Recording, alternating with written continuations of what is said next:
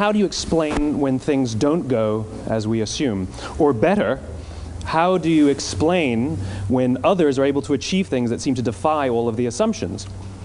For example, why is Apple so innovative? Year after year after year after year, they're more innovative than all their competition. And yet, they're just a computer company. They're just like everyone else. They have the same access to the same talent, the same agencies, the same consultants, the same media. Then why is it that they seem to have something different? Why is it that Martin Luther King led the civil rights movement? He wasn't the only man who suffered in a pre-civil rights America, and he certainly wasn't the only great orator of the day. Why him? And why is it that the Wright brothers were able to figure out controlled powered manned flight when there were certainly other teams who were better qualified, better funded, and they didn't achieve powered manned flight, and the Wright brothers beat them to it? There's something else at play here. About 3.5 years ago, I made a discovery, and this discovery profoundly changed my view on how I thought the world worked, and it even profoundly changed the way in which I operate in it. As it turns out, there's a pattern. As it turns out, all the great and inspiring leaders and organizations in the world, whether it's Apple or Martin Luther King or the Wright brothers, they all think, act, and communicate the exact same way, and it's the complete opposite to everyone else.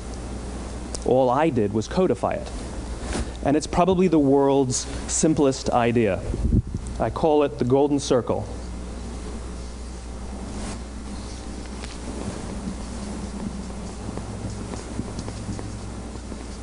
Why, how, what? This little idea explains why some organizations and some leaders are able to inspire where others aren't. Let me define the terms really quickly.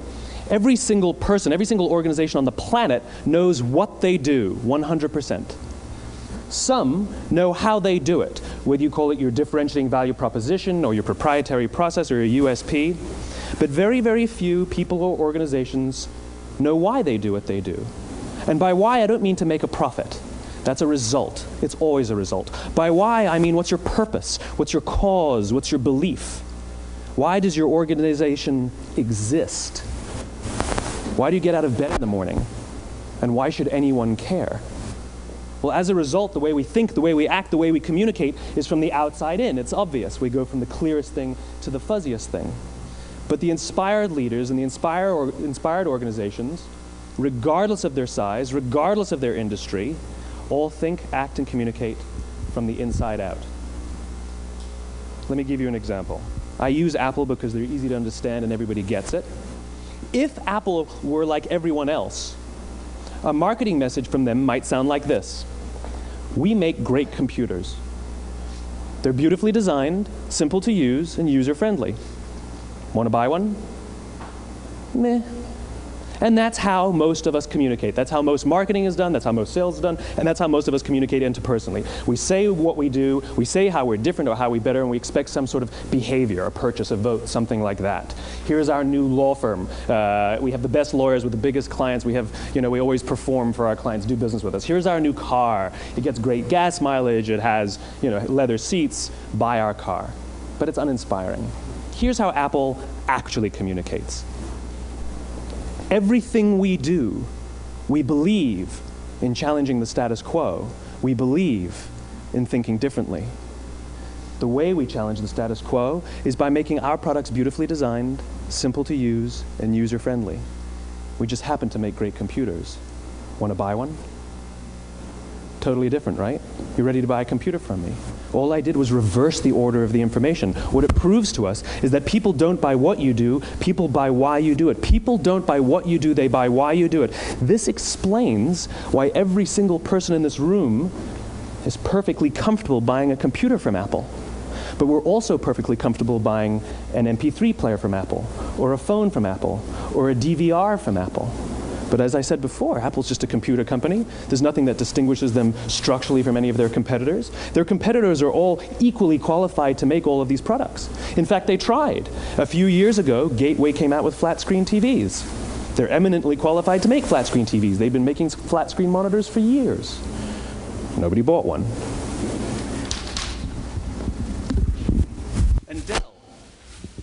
Dell came out with MP3 players and PDAs.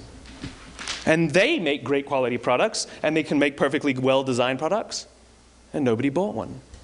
In fact, talking about it now, we can't even imagine buying an MP3 player from Dell. Why would you buy an MP3 player from a computer company? But we do it every day. People don't buy what you do, they buy why you do it. The goal is not to do business with everybody who needs what you have. The goal is to do business with people who believe what you believe. Here's the best part.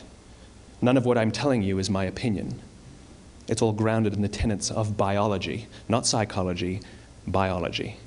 If you look at a cross-section of the human brain, looking from the top down, what you see is the human brain is actually broken into three major components that correlate perfectly with the golden circle. Our newest brain, our Homo sapien brain, our neocortex, corresponds with the what level.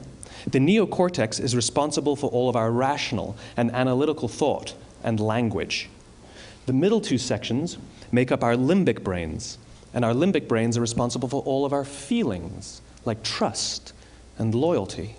It's also responsible for all human behavior, all decision-making, and it has no capacity for language. In other words, when we communicate from the outside in, yes, people can understand vast amounts of complicated information like features and benefits and facts and figures. It just doesn't drive behavior. When we communicate from the inside out, we're talking directly to the part of the brain that controls behavior, and then we allow people to rationalize it with the tangible things we say and do. This is where gut decisions come from.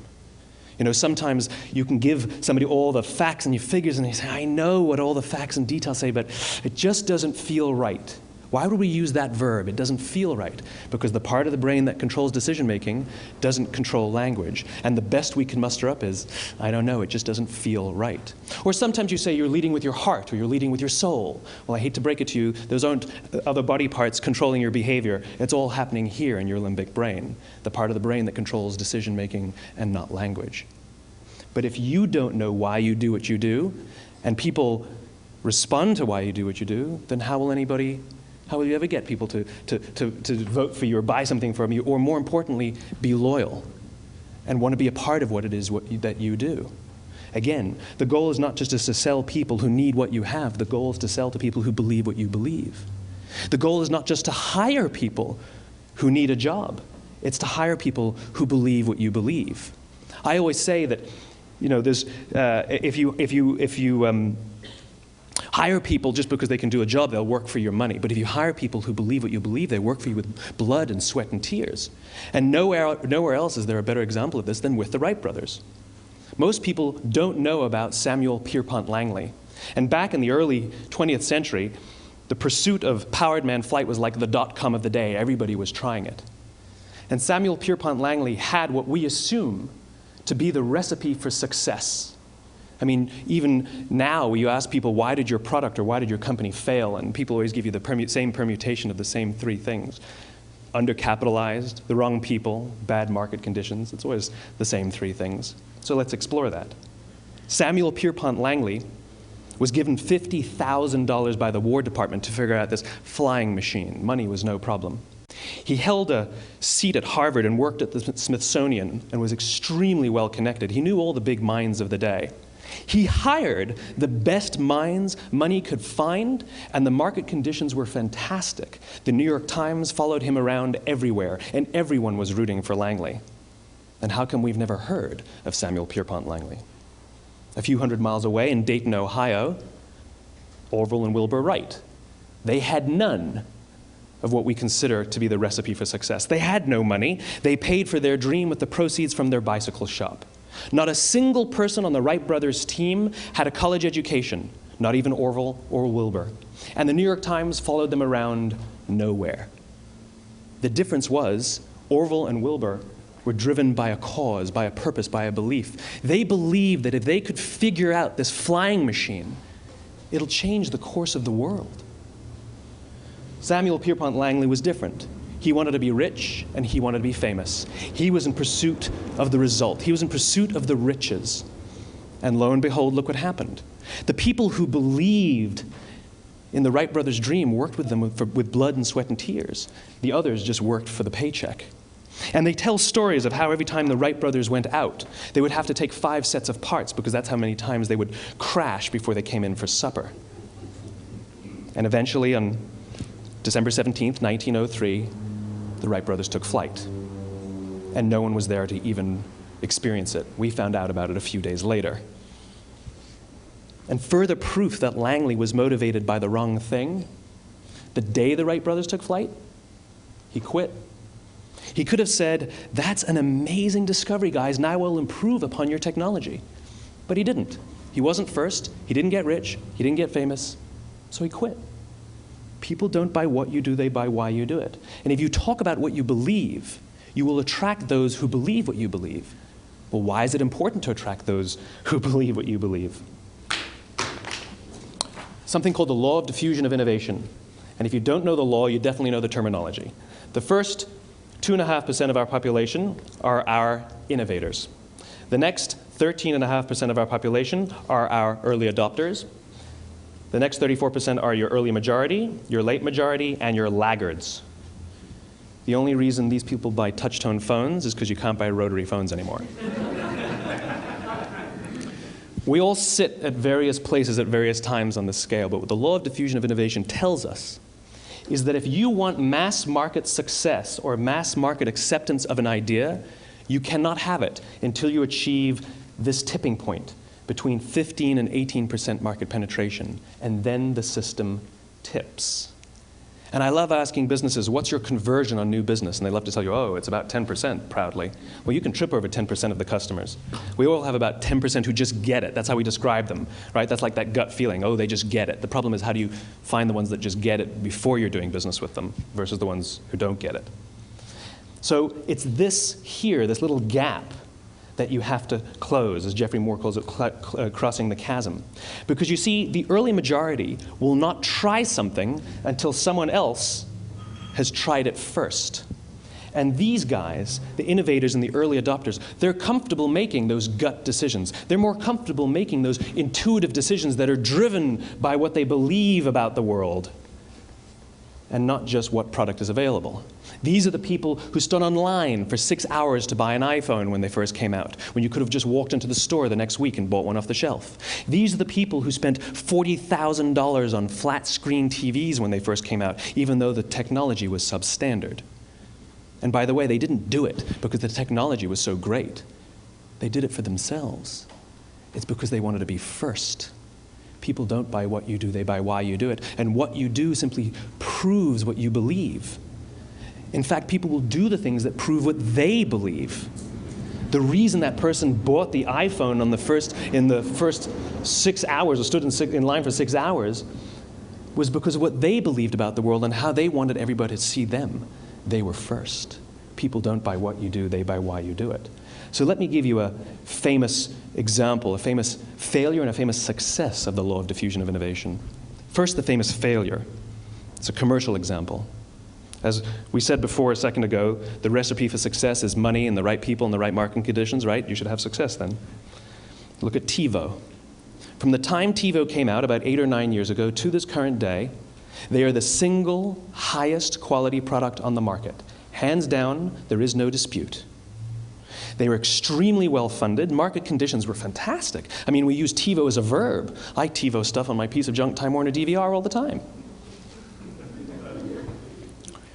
But TiVo is a commercial failure. They've never made money. And when they went IPO, their stock was at about $30 or $40 and then plummeted, and it's never traded above 10. In fact, I don't think it's even traded above 6, except for a couple of little spikes. Because you see, when TiVo launched their product, they told us all what they had. They said, we have a product that pauses live TV, skips commercials, rewinds live TV, and memorizes your viewing habits without you even asking. And the cynical majority said, we don't believe you, we don't need it, we don't like it, you're scaring us. What if they had said, if you're the kind of person who likes to have total control over every aspect of your life, boy, do we have a product for you. It pauses live TV, skips commercials, memorizes your viewing habits, etc., etc. People don't buy what you do, they buy why you do it, and what you do simply serves as the proof of what you believe. Now let me give you a successful example of the law of diffusion of innovation. In the summer of 1963, 250,000 people showed up on the Mall in Washington to hear Dr. King speak. They sent out no invitations, and there was no website to check the date. How do you do that? Well, Dr. King wasn't the only man in America who was a great orator. He wasn't the only man in America who suffered in a pre-civil rights America. In fact, some of his ideas were bad. But he had a gift. He didn't go around telling people what needed to change in America. He went around and told people what he believed. I believe, I believe, I believe, he told people. And people who believed what he believed took his cause and they made it their own, and they told people. And some of those people created structures to get the word out to even more people. And lo and behold, 250,000 people showed up on the right day, on the right time to hear him speak. How many of them showed up for him? 0. They showed up for themselves. It's what they believed about America that got them to travel on a bus for 8 hours to stand in the sun in Washington in the middle of August. It's what they believed, and it wasn't about black versus white. 25% of the audience was white. Dr. King believed that there are 2 types of laws in this world, those that are made by a higher authority and those that are made by man. And not until all the laws that are made by man are consistent with the laws that are made by the higher authority will we live in a just world.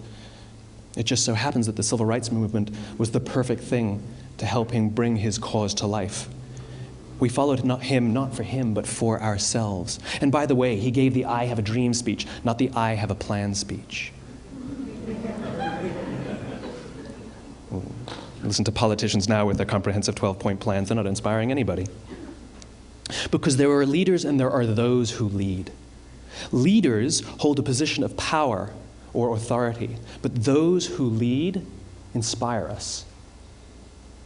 Whether they're individuals or organizations, we follow those who lead, not because we have to, but because we want to. We follow those who lead, not for them, but for ourselves.